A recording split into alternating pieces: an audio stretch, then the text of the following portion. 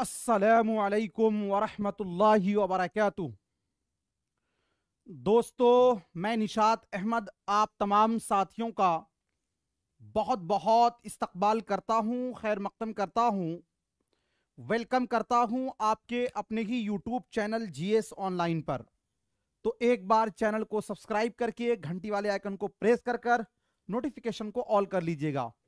आज के इस वीडियो के अंदर जो उर्दू पेडागोजी के अहम अहम सवालात होंगे उसको साथियों हम कराने वाले हैं। जबान का उस्ताद आमतौर पर अपनी क्लास कुछ हालात, सवालात और तजर्बात वगैरह बयान करके शुरू करता है।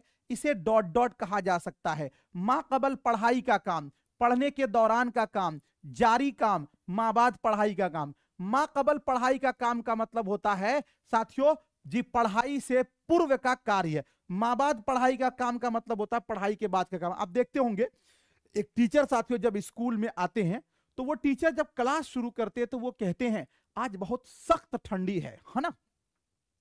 अच्छा ये बताओ कि कितना सेल्सियस डिग्री है, ये पूछा जाता है। या कुछ सवालात और जवाबात करते हैं क्लास से रिलेटेड। ये बताओ कि हमें आज चिड़ियाघर के बारे में पढ़ाना है, तो कौन कौन से लोग साथियों चिड़ियाघर गए हैं इसके बारे में पूछते हैं वो। तो अब एक बात बताइए, जबान का उस्ताद आमतौर पर अपनी क्लास कुछ हालात, सवालात और तजर्बात वगैरह बयान करके शुरू करता है।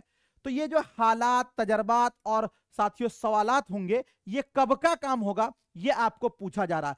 तो ये चीज साथियों माँ कबल पढ़ाई का काम है। माँ कबल का मतलब है कि पढ़ाई शुरू होने से पहले क्या काम है, ये है ना। ऑप्शन नंबर ए वाला आपका राइट हो जाएगा। ठीक है, चलिए अगला क्वेश्चन है, प्राइमरी सतह पर पढ़ने की सलाहियत की जांच के लिए दर्जे झैल में से कौन सबसे ज्यादा मुनासिब है।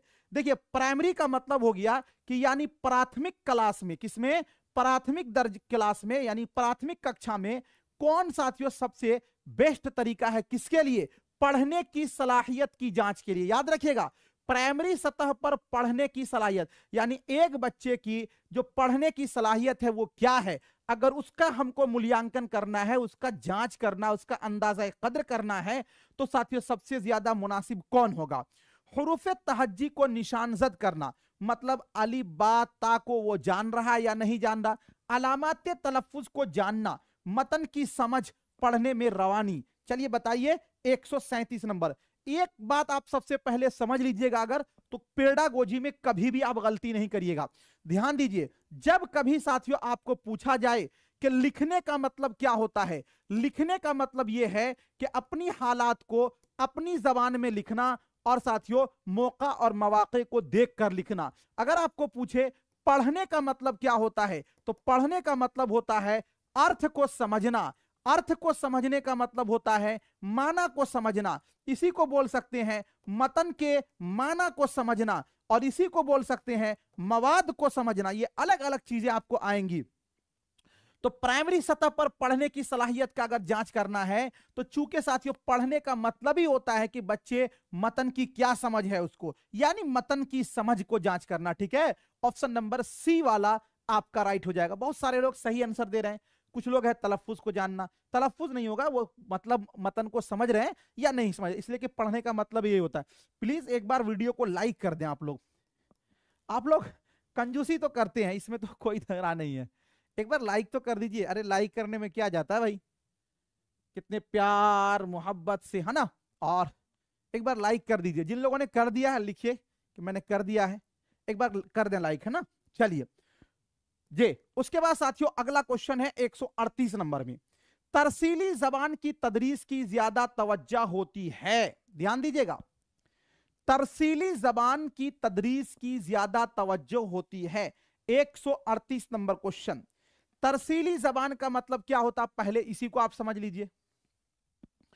तरसीली जबान की ज्यादा तवज्जो होती है। तरसील, तरसील का मतलब होता है संप्रेषण यानी कम्युनिकेशन, यानी जो साथियों जो जबान मुस्तामल है, क्या है, मुस्तामल है, मुस्तामल जबान यानी जो जबान इस्तेमाल किया जा रहा है, जिसमें बोली जा रही है। तो तरसीली जबान की तदरीस की ज्यादा तवज्जो किस बात पर होती है, यानी जैसे हम अभी आपसे बोल रहे हैं तो किस भाषा में बोलते हैं? वो भाषा जिस भाषा को आप समझ रहे हैं, यानी हम लोगों की एक मदर टंग तो नहीं बोल सकते, यानी उर्दू बोल सकते हैं, तो ये हमारी तरसीली जबान हुई। कोई इंग्लिश का टीचर होता है, वो इंग्लिश में बात करता है, वो उसकी तरसीली जबान होती है। यानी जो जबान राइज है, यानी जो जबान बातचीत में मुस्तामल है, वही तरसीली जबान है। तो तरसीली जबान की तदरीस की ज्यादा तवज्जो किस बात पर होती है, यानी जो जबान राइज है वो किस बात पर फोकस किया जाता है? अहले जबान की तरह बोलने के लिए बच्चों की हौसला अफजाई करना। अहले जबान का मतलब होता है कि उस जबान में जो सबसे ज्यादा माहिर हो, उसी तरह। ऐसा नहीं होता। तरसीली जबान का मतलब ही होता है साथियों जो आम बोलचाल में हो। हदफे जबान के कुल्लियों पर जोर देना। हदफे जबान किसको बोलते हैं?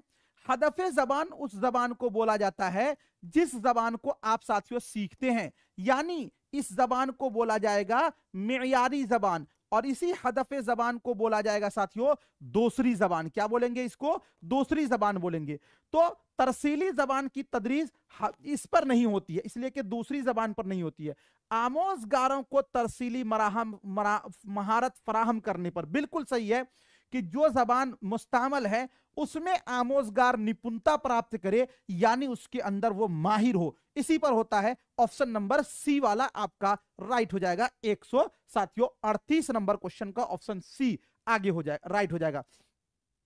अगला क्वेश्चन है साथियों, जबान और जिस्मानी हरकत। जबान और जिस्मानी हरकत में तालमेल पर मबनी तरीकाकार डॉट डॉट कहलाता है। काम पर मबनी जबान की आमोजिश, कुल जिस्मानी रद्दे अमल, इमदादी लिसानी आमोजिश, तरसीली जबान की तदरीस। देखिए क्या कह रहा कि जबान और जिस्मानी हरकत, जैसे देखिए मैं बोल रहा हूं तो यहां पर मैं क्या कर रहा हूं, हाथ को भी, आंख से इशारा, यानी हर एक चीज से आपको साथियों अपने तरफ आकर्षित कर रहा हूं। यह हुआ। अगर मैं ऐसे ही बोलूं, ऐसे इधर देख के बोल, मैं बोल रहा हूं, आप क्या कहिएगा? कुछ समझ ही नहीं आएगा। मतलब अपने सारे एक्टिविटी से बातों को समझाना, इसको क्या बोलेंगे? तो जबान और जिस्मानी हरकत में तालमेल पर मबनी, साथियों याद रखिएगा, इसको बोला जाता है टीपीआर। क्या बोला जाता है? टीपीआर। क्या बोला जाता है इसको? टीपीआर। टीपीआर का मतलब होता है टोटल फिजिकल रिस्पॉन्स। क्या होता है इसका मतलब? Total physical response.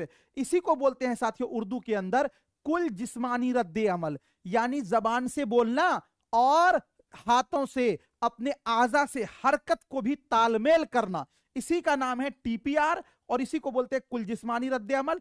टीपीआर का मतलब होता है टोटल फिजिकल रिस्पॉन्स। समझ रहे हैं? तो ये ऑप्शन नंबर बी वाला आपका क्या हो जाएगा? राइट हो जाएगा जी। चलिए अगला क्वेश्चन है 140 नंबर में, बुनियादी खानदगी और बुनियादी नंबर शुमारी की बुनियादी शराइत क्या है? बुनियादी खानदगी का मतलब यह हुआ कि अभी बच्चे जो पढ़ाई स्टार्ट किए हैं वो, और बुनियादी नंबर शुमारी की बुनियादी शराइत, यानी जब बच्चा पढ़ना चालू करता है तो सबसे पहले उसके लिए क्या जरूरी है, इस बात को बताना है। सुनना, बोलना और रियाजी। नंबर शुमारी का मतलब होता है गिनती। समझिएगा कहां से आप पकड़िएगा। नंबर शुमारी का मतलब होता है गिनती, और गिनती साथियों किस में आएगा? इल्मे हिसाब में आएगा। और इल्मे हिसाब को क्या बोलते हैं साथियों? इल्मे रियाजी बोलते हैं। क्या बोलते हैं इल्मे हिसाब को? इल्मे रियाजी बोलते हैं ना, मैथमेटिक्स।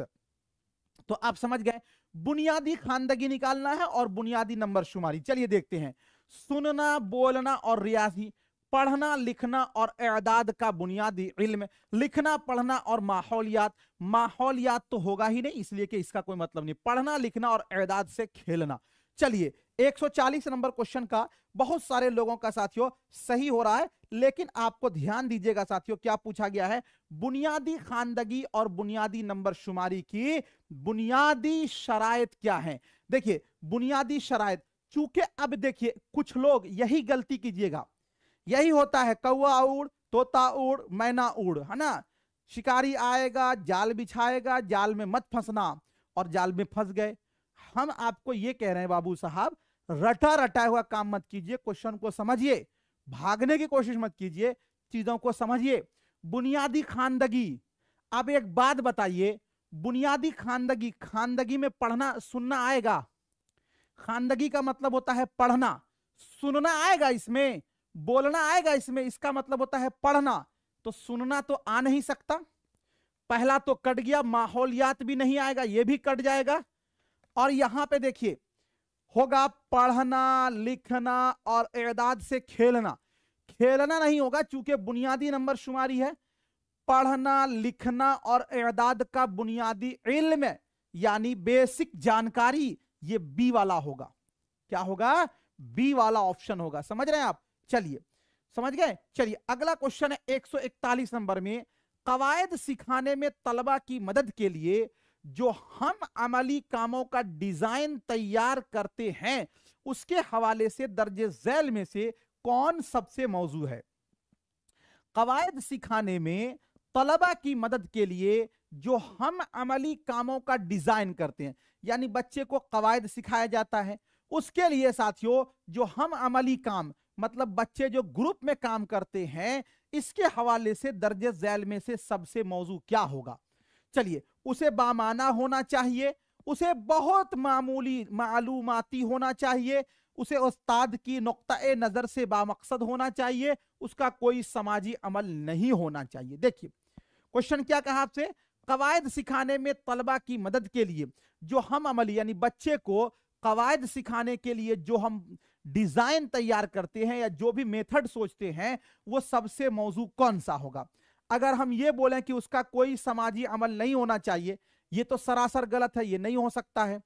अब देखिए हम कवायद किसको सिखाएंगे? बच्चा को सिखाएंगे। तो अगर हम कवायद बच्चा को सिखाते हैं और साथियों कवायद जो है उस्ताद के नुक्ताए नजर से बामकसद होना चाहिए, उस्ताद अपने नुक्ताए नजर से बामकसद समझेगा तो यहां पर तिफले मरकूज बाल केंद्रित नहीं होगा, इसलिए कि शिक्षा जो है वो बाल केंद्रित है। यहां पर उस्ताद के नुक्ताए नजर से नहीं बल्कि बच्चे के नुक्ताए नजर से बामकसद होना चाहिए। ये वाला भी कट गया और डी और सी तो कट गया। उसे बहुत मालूमाती होना चाहिए। अब देखिए कवायद सिखाने के लिए बहुत मालूमाती कोई जरूरी नहीं है, लेकिन उसे बामाना होना जरूरी है। बामाना होने का मतलब यह हुआ कि जो भी सिखाया जा रहा है उसका कुछ ना कुछ अर्थ हो।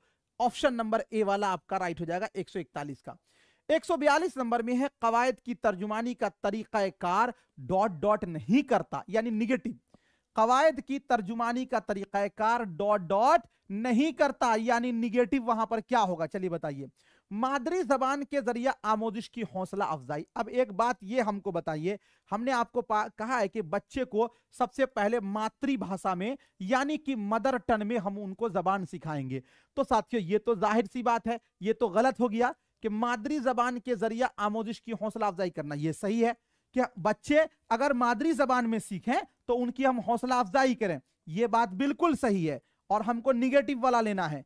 कवायद को अहमियत देने की हौसला अफजाई करना।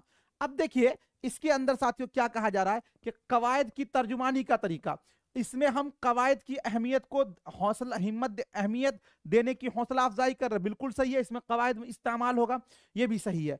तलबा की तरसीली महारत में इजाफे की हौसला अफजाई करना, यानी बच्चा जिसमें बात करता है उसमें उसको माहिर बनाने के लिए उसकी हौसला अफजाई करना। अच्छा नीचे भी देखिए, तलबा को रवानी के साथ जबान के इस्तेमाल के काबिल बनाने की, ये इस्तेमाल प्रयोग ये पॉजिटिव होता है, ये भी सही है। लेकिन ये देखिए कि कवायद की तर्जुमानी का तरीकाकार तलबा को तरसीली महारत में इजाफे की हौसला अफजाई करना, ये निगेटिव वर्ड है, इसीलिए आपका ऑप्शन नंबर सी वाला आपका राइट हो जाएगा। क्लियर? 142 का सी नंबर आपका राइट होगा। चलिए 143 नंबर क्वेश्चन देखिए, दर्जे झैल में से कौन दुरुस्त है, यानी कौन सा जी सेंटेंस जो है वो दुरुस्त है वो आपको बताना है। चलिए पहला है साथियों, जबान की क्लास के लिए अच्छा मतन सकाफती एतबार से गराबार होता है। मतलब भाषा के कक्षा में अच्छा पैराग्राफ जो है वो क्या होता है? सकाफती एतबार से बहुत भारी होता है। ये बात तो गलत है, ये सही नहीं, भारी नहीं होगा, आसान होगा। अच्छे मतनी मवाद को तमाम कवायदी पहलुओं को अपने दायरा में लेना चाहिए। कह रहा है कि अच्छे जो मतन है, जो मवाद है, उसके अंदर तमाम कवायदी पहलू हो, ऐसी बात भी नहीं है, जे आसान भी हो सकते हैं। जबान की क्लास के लिए अच्छा मतन आमोजगारों के लिए दिलचस्प और बामाना होता है। ये बात बिल्कुल सही है कि जो जबान की क्लास है उसमें अच्छा पैराग्राफ जो है वो अधिगमकर्ता के लिए दिलचस्प होता है और उसके लिए बामाना होता है। देखिए पैराग्राफ बहुत हो, जिसको हम समझेंगे वही ना मेरे लिए आसान होगा। तो बिल्कुल साथियों आपका क्या होगा, ऑप्शन नंबर सी वाला आपका क्या हो जाएगा, राइट हो जाएगा। ठीक है, 144 नंबर देखिए, दर्जे झैल में से कौन सा ताउनी अमल पढ़ने से पहले की सरगर्मी है। ताउनी अमल का मतलब क्या होता है साथियों, ताउनी अमल उस अमल को बोलते हैं जिसमें एक बच्चा दूसरे बच्चे से हेल्प लेकर सीखता है, जिसको साथियों मैंने बताया था SI यानी सोशल इंटरेक्शन, सामाजिक अंतःक्रिया। दर्जे झैल में से कौन सा ताउनी अमल पढ़ने से पहले की सरगर्मी है, यानी कौन सा जो अमल है वो पढ़ने से पहले की सरगर्मी है। मतन को दूसरे अल्फाज में बयान करने के लिए अमल का इस्तेमाल, यानी देखिए सबसे पहले ये देखिए, पढ़ने से पहले की सरगर्मी, पढ़ने से पहले की सरगर्मी ये पूछा गया ना, तो पढ़ने से पहले की सरगर्मी ये होगा कि मतन को दूसरे अल्फाज में बयान करने का अमल का इस्तेमाल, यानी जो पैराग्राफ है उसको हम पढ़ेंगे, उसके बाद ना हम उसको अपनी जबान में बोलेंगे, तो ये पढ़ने से पहले का काम तो नहीं होगा, ये आपका कट जाएगा। पेश गोई के अमल का इस्तेमाल, पेश गोई के अमल का मतलब, पेश गोई का मतलब होता है पहले किसी चीज को बयान करना। पेश गोई का मतलब क्या होता है साथियों, पहले किसी चीज को बयान करना। नहीं बोलते हैं कि हम इस चीज की पेश गोई कर रहे हैं, यानी इस चीज की हम क्या कर रहे हैं, पहले ही आपको बता रहे हैं, तो ये पेश गोई, ये पहले पहले का अमल हुआ, ये बात बिल्कुल सही है। तलबा से मतन की तलखीस बयान करने के लिए कहना, तलखीस का मतलब होता है सारांश यानी समरी। समरी कब होगा भाई, जब पैराग्राफ कंप्लीट होगा तब ना, तो ये पढ़ने के बाद का काम है, ये गलत हो जाएगा। बल्कि आपका ये पेश गोई के अमल का इस्तेमाल यही सही होगा। ऑप्शन नंबर जो है बी वाला आपका क्या हो जाएगा, राइट हो जाएगा। क्लियर, चलिए अगला क्वेश्चन देखते हैं 145 नंबर में, मतन के अमलो नजरियात को नाजरीन या किरदार वगैरह की हैसियत से लिखना एक काम है जो डॉट डॉट के तहत आता है। इदराजी और इर्तिशाही सवालात के, फहमो इदराक से मुताल्लिक सवालात के, मतन के तज्जिए के, जबान के तज्जिए के।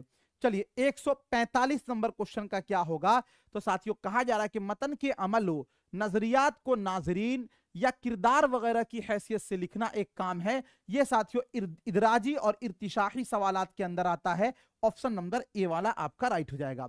अगला क्वेश्चन है 146 नंबर में, जबान की क्लास में शायरी, ये देखिए यानी भाषा के कक्षा में कविता क्या है, कविता गानी चाहिए या नहीं करनी चाहिए, ये क्या है। बिल्कुल नसरी मतन की तरह शायरी को भी पढ़ना चाहिए। नसरी मतन का मतलब जानते हैं, यानी जिस तरह गद्यांश पढ़ते हैं। अगर जान लीजिए कि कविता को या शेर को साथियों नस्र में पढ़ा जाएगा तो फिर पढ़ने का कोई मजा नहीं होगा, इसलिए ये वाला आपका गलत हो जाएगा।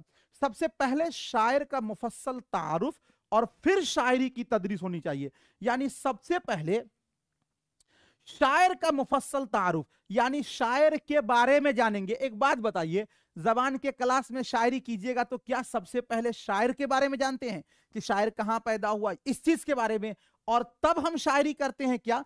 ऐसा होता नहीं है, बल्कि यह साथियों गलत है कि शायर के बारे में जानना कोई जरूरी नहीं है। यह समझने और महफूज होने के लिए क्या होती है। महफूज होने का मतलब क्या होता है साथियों? महफूज होने का मतलब होता है सुकून मिलना। अब देखते हैं कि थोड़ा थोड़ा कभी कभी हम लोग गुनगुनाते हैं, गुनगुना के क्या होता है, दिल को सुकून मिलता है। तो जबान की क्लास में शायरी जो है ये समझने और महफूज होने के लिए क्या है साथियों, होती है, यानी खुश तबई या तबीयत को खुश करने के लिए। ऑप्शन नंबर जो है सी वाला आपका राइट हो जाएगा 146 का। 147 नंबर देखिए, तलबा की जांच के दौरान जबान का उस्ताद, तलबा की जांच के दौरान जबान का उस्ताद डॉट डॉट तलबा के बारे में मालूमात यकजा करता है। क्या कह रहा है? तलबा की जांच के दौरान, यानी तलबा जब जांच कर रहा है, मूल्यांकन हो रहा है, जबान का उस्ताद डॉट डॉट तलबा के बारे में मालूमात यकजा करता है, यानी किस तलबा के बारे में मालूमात को यकजा करता है। तकनीकी इस्लाहात और जबान की मदद से तलबा को फीडबैक फराहम करने के लिए। सबसे पहले इस क्वेश्चन को साथियों आप ये समझ लें कि तलबा की जब जांच के दौरान जबान का उस्ताद तलबा के बारे में मालूमात, कौन सी मालूमात को यकजा करता है? तकनीकी इस्लाहात और जबान की मदद से तलबा को फीडबैक फराहम करने के लिए। मुतअल्लिमाना और हम मुतअल्लिमाना पहलुओं में मुख्तलिफ तरीक़ाकार और आला कार को बरूए कार लाने के लिए, चलिए, उनकी कारकर्दगी के मुताबिक उन्हें मुमताज और औसत कमजोर करार देने के लिए। एक बात, ये बात समझिए, किसी को मुमताज का मतलब किसी को अव्वल पोजीशन देना, और औसत का मतलब किसी को दरमियानी पोजीशन देना, कमजोर का मतलब किसी को कहना कि ये फेल है। तो एक बात याद रखिए, मैंने आपको बताया था, ग्रेड देना ये साथियों निगेटिव होता है, ये यानी कि ये पॉजिटिव नहीं हो सकता। किसी को आला करना, किसी को अदना करना, ये निगेटिव वर्ड होता है, इसीलिए ये आपका कट जाएगा, ये नहीं होगा। जबान की क्लास में तदरीस की ज्यादा इमदादी अशिया के इस्तेमाल के मकसद से, देखिए हम जो टीएलएम है उसका ज्यादा इस्तेमाल के मकसद से मालूमात यकजा करते हैं, ऐसी कोई बात नहीं है, ये भी आपका कट जाएगा। लेकिन यहां पे देखिएगा, मुतअल्लिमाना, मुतअल्लिमाना का मतलब होता है, मुतअल्लिम किसको बोलते हैं, पहले इसको जान लीजिए। मुतअल्लिम बोलते हैं साथियों शागिर्द को, और मुअल्लिम बोलते हैं किसको, टीचर को।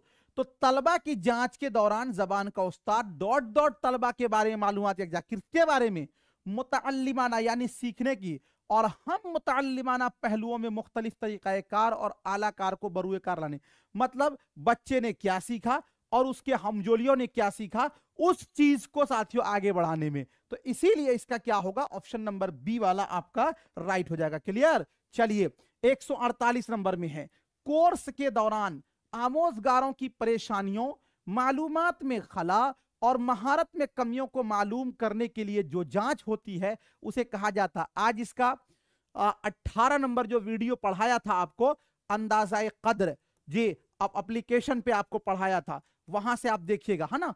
18 नंबर में 2 चैप्टर मैंने आपको पढ़ाया था एप्लीकेशन पे। अब वही चीज कह रहा है, कोर्स के दौरान का मतलब होता है कि पढ़ाने के दौरान। कोर्स के दौरान आमोजगारों की परेशानियों, मालूमात में खला और महारत में कमियों को मालूम करना, मतलब पढ़ाने के दौरान जो बच्चा पढ़ रहा है उसकी दिक्कत को जानना, और उसके मालूमात में जो कमी है उसको जानना, और उसकी महारत में जो कमी है उसको जानने के लिए जो जांच होती है उसे क्या कहते हैं, हुसूल याबी की जांच, महारत की जांच, प्लेसमेंट की जांच, तशखीसी जांच। देखिए मैंने आपको बताया था, अगर पढ़ा रहा हूं उसी वक्त आपकी कोई जांच की जाती है तो उस जांच को बोलते हैं तश्कीली जांच। क्या बोलते हैं, तश्कीली जांच। लेकिन कोई चैप्टर मुकम्मल हुआ, साप्ताहिक जांच होता है, वो होता है तकमीली जांच। और इस सभी के अलावा मान लीजिए कि कोई बच्चे के अंदर क्या कमी है, क्यों बच्चे फेल हो रहे हैं, इसलिए टेस्ट लगाया जाए, तो उस जांच को बोलते हैं तशखीसी जांच। क्या बोलते हैं, तशखीसी जांच। तो ये देखिए, कोर्स के दौरान आमोजगारों की परेशानियों को पता लगाना, मालूमात में खला, खला का मतलब है कि जो कमी है उसका पता लगाना, ये साथियों तशखीसी जांच है। क्या है, ये तशखीसी जांच है। ऑप्शन नंबर डी वाला आपका राइट हो जाएगा 148 का। 149 नंबर क्वेश्चन देखिए, पोर्टफोलियो के अंदर, पोर्टफोलियो एक तरह का फाइल होता है जिसमें बच्चे का सारा लेखा जोखा होता है। इसके बारे में कहा जा रहा है, पोर्टफोलियो के अंदाजा कद्र के बारे में दर्जे झैल में से कौन दुरुस्त नहीं है। पोर्टफोलियो के अंदाजा कद्र के बारे में दर्जे झैल में से कौन दुरुस्त नहीं है। पोर्टफोलियो का अंदाजा कद्र तलबा की आमोजिश के बारे में शवाहिद फराहम करता। मतलब देखिए, सबसे पहले आप एक चीज ये समझिए, आपको पूछा गया कौन दुरुस्त नहीं है, यानी निगेटिव वर्ड, तो गोया के इसमें 3 आंसर जो होगा वो सही होगा, एक आंसर जो होगा सवालात का ऑप्शन वो आपका गलत होगा, वही गलत को बताना है आपको। तो कह रहा है कि पोर्टफोलियो का अंदाजा कद्र तलबा की आमोजिश के बारे में शवाहिद फराम करते हैं। शवाहिद का मतलब ये होता है कि पोर्टफोलियो के बारे में, बच्चे के बारे में बताता है कि बच्चे कितने दिन हाजिर रहा, उसका परसेंटेज क्या है, उन्होंने कहां कमी है। बिल्कुल सही बात है, ये तो सही है। तलबा को ज्यादा खुद मुख्तार बनाने में मुआविन होता है। देखिए पोर्टफोलियो से क्या होगा कि आपको पता चलेगा कि हमारे अंदर कमी कहां है। आप खुद अपनी कमी को महसूस करते हैं कि हम इतने दिन गैर हाजिर रहे, तो वो तो आपको खुद मुख्तार बनाता है, ये बात भी सही है। तलबा को गौर करने की सलाहियत में इजाफा करता है और आमोजिश की खुद निगरानी में मुआविन होता है। क्योंकि मान लीजिए कि 1 हफ्ता का आपका पोर्टफोलियो रहेगा, तो उसमें आप देख ही लीजिएगा कि हम कितना घंटा पढ़े हैं, तो जाहिर सी बात है कि गौर करने की सलाहियत में इजाफा करता, बिल्कुल सही बात है।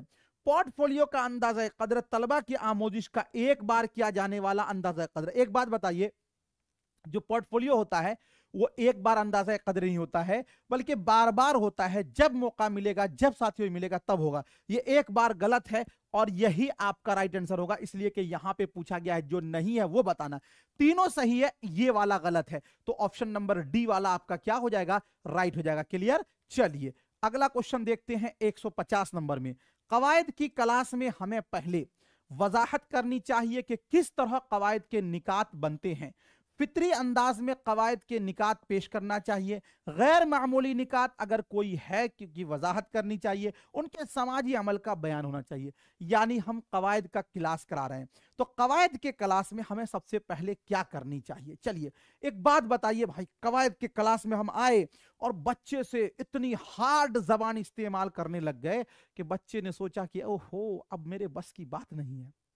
जैसे मैं आपको पेडागोजी पढ़ाता हूं, कितना आसान से आसान लग जाता है, लेकिन मैं इसी को देखता, आपको एक्स्ट्रा कुछ नहीं कहता, आप कहते कि ये मेरी जिंदगी बर्बाद हो गई, मेरे बस की बात नहीं है। लेकिन आपको लगता है ना आसान। आसान कैसे लगता है, मैं आपको ठेठ भाषा में समझाने की कोशिश करता हूं। ठेठ भाषा किसको बोलते हैं, यानी वो भाषा जो बच्चे की जबान हो। यानी साथियों उसी को बोलते हैं फितरी जबान। क्या बोलते हैं, फितरी जबान। कवायद की क्लास में हमें सबसे पहले फितरी अंदाज में कवायद की निकात पेश करना चाहिए। फितरी अंदाज का मतलब यह होता है कि आम बोलचाल, आम भाषा में साथियों हमें क्या करना चाहिए, कवायद को पेश करना चाहिए। तो बिल्कुल सही है, ऑप्शन नंबर बी वाला आपका राइट हो जाएगा। क्लियर हो गया। चलिए तो साथियों कितना आपका सही हुआ, प्लीज एक बार वीडियो को लाइक कर देंगे। और चलिए थैंक यू सो मच, बहुत बहुत शुक्रिया। मिलता हूं फिर आपसे नेक्स्ट टाइम नेक्स्ट वीडियो के साथ। जब तक के लिए खुदा हाफिज।